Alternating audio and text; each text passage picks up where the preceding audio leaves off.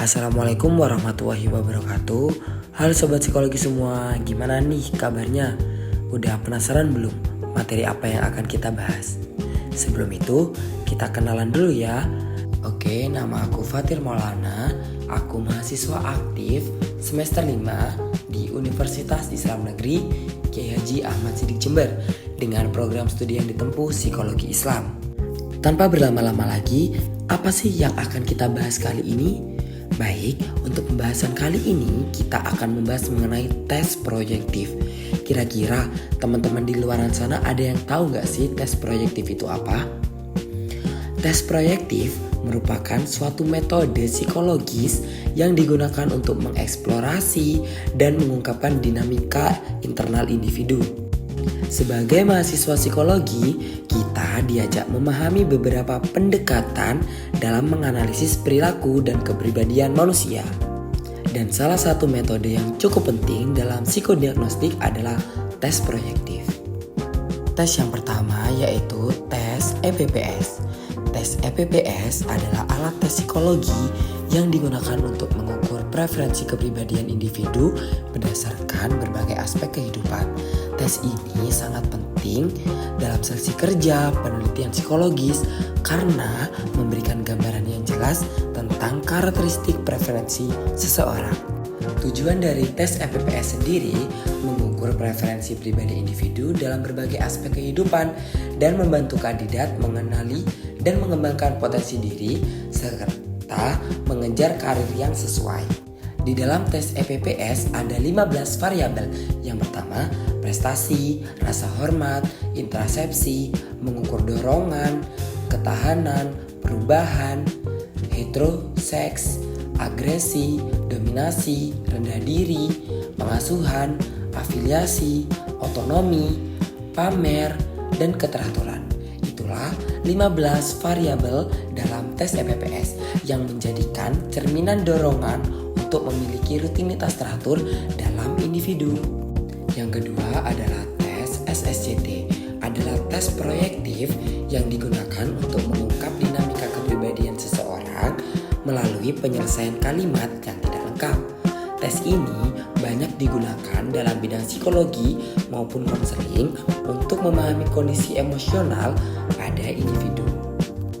Kalau teman-teman tahu, tujuan dari tes SSCT ini adalah untuk mengeksplorasi alam bawah sadar seseorang dengan meminta mereka melengkapi kalimat yang tidak selesai. Dasar teori tes ini berakar pada psikoanalisis yang menyatakan bahwa respon mencerminkan proyeksi dari hal-hal tersembunyi dalam ketidaksadaran individu. SSCT terdiri dari 60 kalimat yang tidak lengkap dirancang untuk mengungkap 4 area penyesuaian utama. Yang pertama, meliputi keluarga, yang kedua, seks, yang ketiga, hubungan interpersonal, dan yang keempat, konsep diri. Interpretasi hasil tes SSCT melibatkan analisis kualitatif terhadap jawaban untuk mengidentifikasi area yang paling terganggu dan mengalami dinamika kepribadian individu yang berbeda. Hal ini dapat mencakup evaluasi terhadap emosional, maturity, dan reality level dalam berbagai konflik yang diekspresikan melalui jawaban yang ditulis. Dalam dunia psikologi, penggunaan tes psikologi adalah alat yang sangat penting untuk memahami dan mengevaluasi berbagai aspek psikologi individu. Salah satu prinsip etika yang paling mendasar adalah menjaga kerahasiaan dan profesionalitas klien dan penguji. Informasi yang diperoleh dari tes psikologi bersifat pribadi dan sensitif dan hanya boleh diungkapkan kepada pihak-pihak yang berhak. Para psikolog harus memastikan bahwa data klien disimpan dengan aman dan tidak dapat diakses oleh pihak yang tidak berwenang. Selain menjaga kerahasiaan, para psikolog juga harus berhati-hati dalam menampilkan stimulus tes psikologi. Stimulus tes psikologi tidak boleh diubah atau dimodifikasi tanpa izin dari pembuat tes. Hal ini untuk memastikan bahwa tes tetap valid dan reliabel, serta tidak memberikan hasil yang menyesatkan.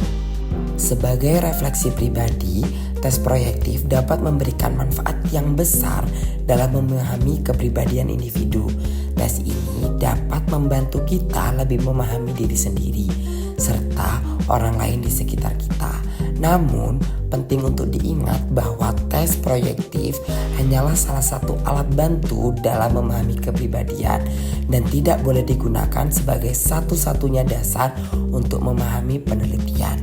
Dan para psikolog harus berhati-hati dalam menginterpretasikan hasil tes proyektif dan tidak boleh membuat kesimpulan yang terburu-buru.